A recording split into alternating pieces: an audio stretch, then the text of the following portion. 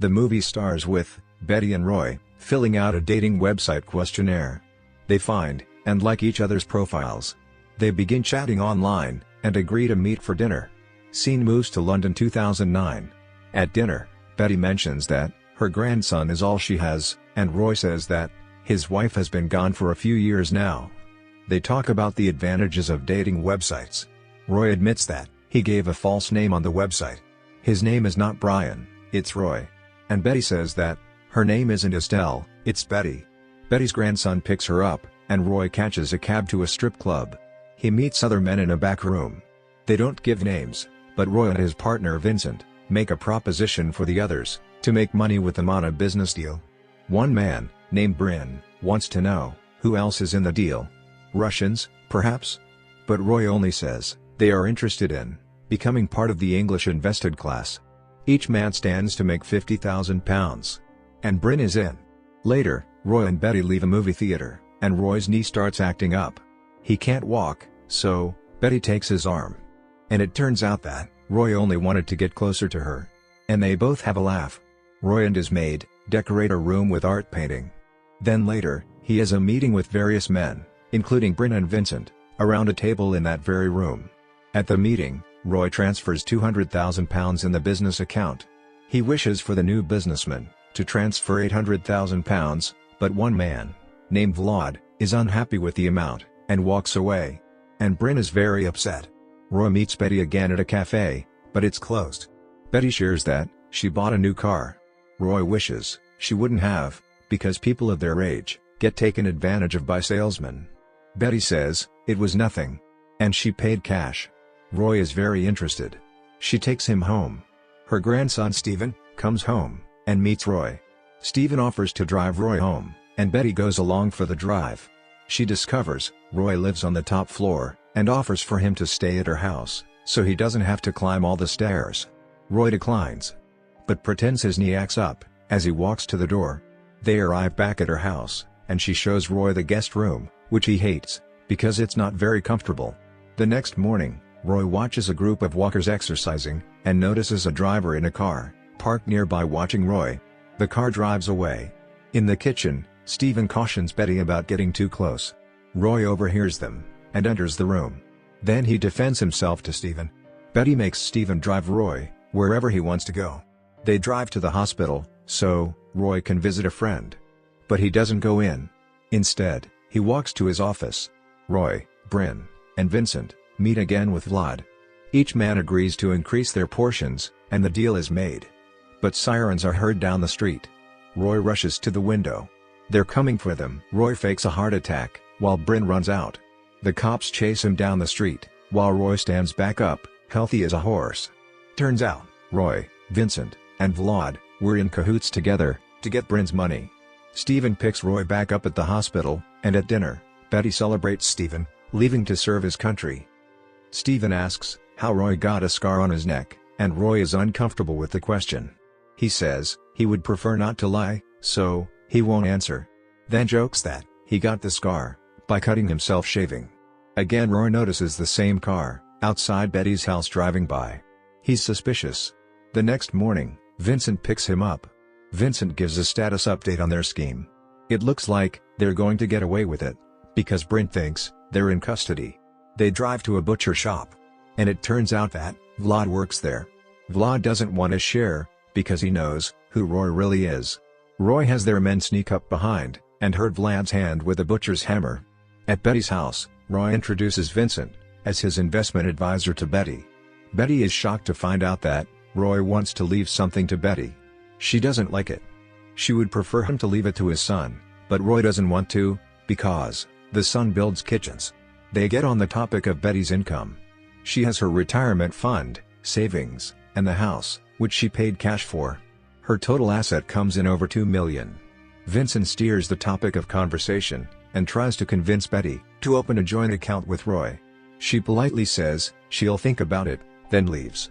Later that night, Betty goes to the kitchen and sees a man standing outside her window. He runs away when she yells for Roy. The next morning, Roy tells Vincent someone tried to break in last night.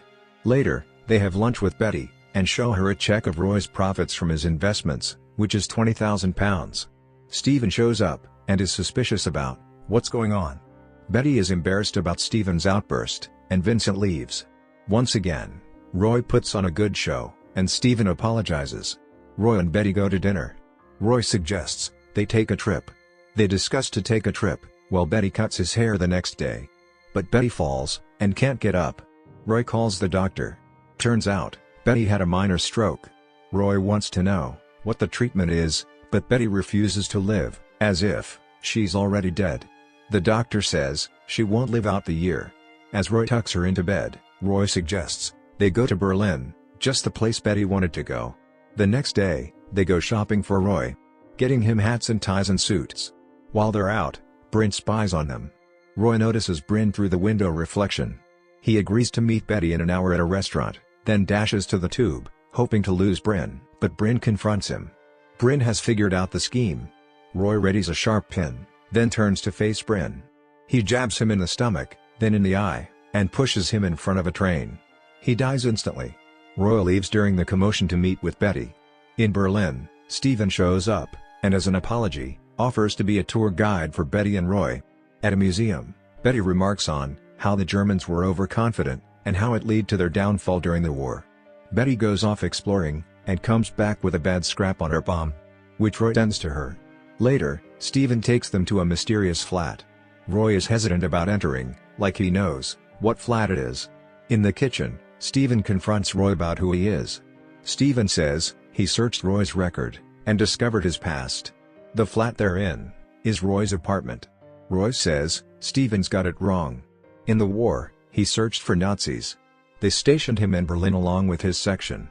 In a flashback, we see a young Roy and military partner walking the streets of Berlin. They enter the same apartment that Steven just took them to. Young Roy questioned the flat's German-speaking occupant to find out if he supported the socialist movement. The occupant exits to the kitchen, and the partner follows him. The occupant holds a knife to his throat, while Roy pulls a gun on him. They struggle, and the partner was killed by the occupant. But Steven knows his stuff. His research shows that the occupant's report of the incident shows that both men died. Roy explains that, yes, both he and the partner were knocked down when the occupant left the flat, but minutes later, Roy got up and saw his dead partner.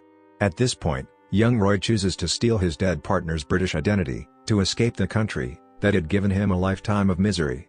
Roy asks if Steven could find anything else in the military files, or anything else, and Steven can't come up with anything. Betty gets upset, and says she doesn't want to see him for a while. And Steven leaves. They travel back home, and Betty wishes to go forward with the joint banking account. Roy and Vincent meet at their office, and discuss how they're going to swindle Betty's money. Roy is determined not to retire with nothing. He wants to live comfortably for the rest of his life. Vincent voices his hesitations, because Betty is ill. Roy has second thoughts about hurting Betty, because he's too close to her. But both choose to go forward with the scheme. Now Betty and Roy have a meeting with Vincent the next morning. They both are ready to proceed. When it comes time for Betty to transfer all her funds into the Caribbean account, Betty questions if it's best to transfer all of it. Vincent points out that the less Betty puts in, the less she can get in return. Roy has no hesitations, and transfers all his funds into the account. Vincent is surprised to see that Roy has indeed transferred all his money. Betty is shocked to see that the amount is over £3.8 million. Betty then transfers her funds. They now both have access to the account. Then Betty suggests lilies as the password, because there's a painting of lilies in the kitchen. Vincent leaves, and they drink champagne as they discuss how to spend their profits when they get some. Roy gets a call from his son. He's in town for a kitchen show. Betty offers to drive him, but Roy insists on taking the train. Roy packs his things, but tells Betty is just an overnight bag. Betty sees him off. Roy gets drunk in an almost empty flat. He searches his bag for his keypad, but he can't find it. He calls Vincent, but receives a voicemail. The online customer service can't help him, and he's very upset. In the middle of the night, Roy has no choice but to go back to Betty's house. He enters to find empty rooms, and Betty sitting in a dark room. She flicks on a light. Betty asks what he's doing, and Roy says his son's flight was delayed. Betty pulls out the keypad and shows Roy that she's logged in. She says every time he lies, She'll transfer £50,000 out of their account, and into an account Roy doesn't have access to. He keeps on lying, and she transfers $200,000 out in less than 1 minute. She knows he came back for the keypad. She knows he doesn't have a son. He asks, "What's going on?" And she replies, "You know what's going on, you must have known the whole time." Then she nods toward the painting of lilies. In a flashback, we see Betty as a young girl in Berlin. Her name is Lily. She's waiting for a boy, named Hans, to come to give her another English lesson. While she gets ready, Hans waits for her. Hans moseys into the living room, to watch Betty's 3 sisters dancing. He begins dancing with one. He tries to kiss her, but she pushes him away. When she tries to walk away, he steps on her dress, ripping it badly. Then Lily is ready for her English lesson. Going back to Roy and Betty, Betty reveals to us that Roy is Hans. Young Lily then asks how Hans feels about her. He says he's fond of her, and she asks if fond means love. Hans makes her stand up and close her eyes. He kisses her, then forces himself on her. After her mother comes in and sees Lily walk out from behind a room divider, the mother orders Hans to follow her. Downstairs, Lily's father wants to know what just happened. Hans doesn't know if they know, he just forced their daughter. The sisters say Hans tried to kiss one of them, but he denies it. Lily comes downstairs and hears the conversation, then runs out of the room as distraught. Her father cancels the English lessons. Betty, aka Lily, then says that 2 days later, her father was arrested. Someone announced him as a traitor, who may be Hans. The family's money and business were confiscated.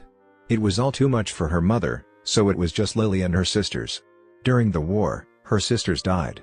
Then her father committed suicide, when Lily told him the news.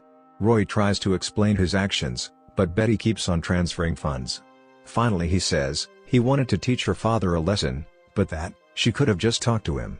She knew that wouldn't have mattered. She needed to study him, track him, know his weaknesses. She hires a researcher to track Roy's criminal career. The researcher is Stephen. They get to know the kind of person Roy liked to swindle. So Betty knew how to answer the dating website questions. Their first meeting is shown again, and this time, we see Betty with a look in her eye. She then explains the day she cut her palm in Berlin happened back at her family's old house. It is now a children's charity. She enters the library room and begins to cut into the carpet. She hurts herself on the nails, but still manages to retrieve her silver locket with his hair in it. She reveals that when she was cutting his hair earlier in the film, she kept it to use it for testing. She tells Roy that once he left to see his son, she transferred all her money out of the joint account. Vincent helped her. Turns out, Stephen threatened Vincent before they left for Berlin. Also, the man watching the house is one of Betty's grandsons. Stephen and the grandson helped Betty set up the whole thing, as well as the doctor. Roy questions, why go through all of this? Betty knew the only way to go on was to face Roy. Roy gets on his knees to ask for forgiveness. Betty says she's moved on from that. Betty gives back the keypad. That shows Roy now only has £100,000. As she tries to leave, Vincent enters, and he grabs her, while she tries to escape. They struggle, but Betty gets the upper hand. She rises to leave again, only to see Vlad is back up in the doorway. He just wants his money, which is £100,000. Betty tells them Roy has it, and if he says otherwise, it means he's lying. Betty leaves the house, as we hear Roy's screams. Later at a hospital, Vincent visits Roy, who now is not able to speak, and is miserable. Elsewhere, Betty and Stephen have tea, with her family, the doctor, and friends. She hears little girls screaming in a distant field. It's her granddaughters. She warns them to be careful. So friends, this was the end of this recap. Hope you enjoyed this. Please like and subscribe my channel. Thank you.